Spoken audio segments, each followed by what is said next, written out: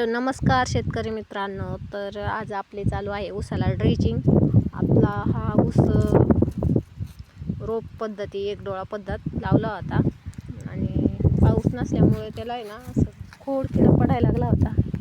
बघू शकता आळ्या अशा बारकाले त्या आळ्या निघल्या, पण फोटो हा आपला बऱ्यापैकी झालेला आहे.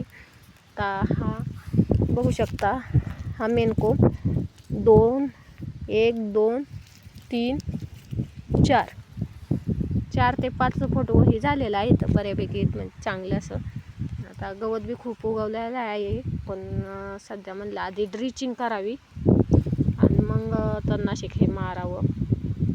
काय होईल, ड्रिचिंग केल्यामुळं चांगलं व्यवस्थिशीर आपलं रोप हे रोंबल्या जाईल. आणि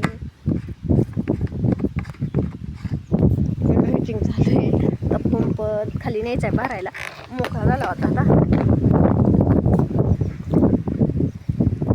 गवत तर खूप सारं उगवलेलं आहे, त्याला एक फवारणी तर घ्यावीच लागणार आहे. पण आधी ड्रिचिंग बी महत्त्वाची. हे मी मध्ये 2-3 दिवस पाऊस नव्हता तेव्हा खुरपून काढलं होतं, त्याच्यामुळं इकडे निर्मळ दिसत आहे. पण खुरपायचं राहिले त्याच्यामुळं असं गवत खूप वाढले. आता 15 दिवसाची लागवड झालेली आहे आपली, पण पाऊस नसताना बी चांगल्या बऱ्यापैकी रोंबली आहे. एक 90-95% चांगली म्हणजे बऱ्यापैकी रोंबली आहे. काय बाई अशी रोपं गेलेली आहेत, तुम्ही बघू शकता. पण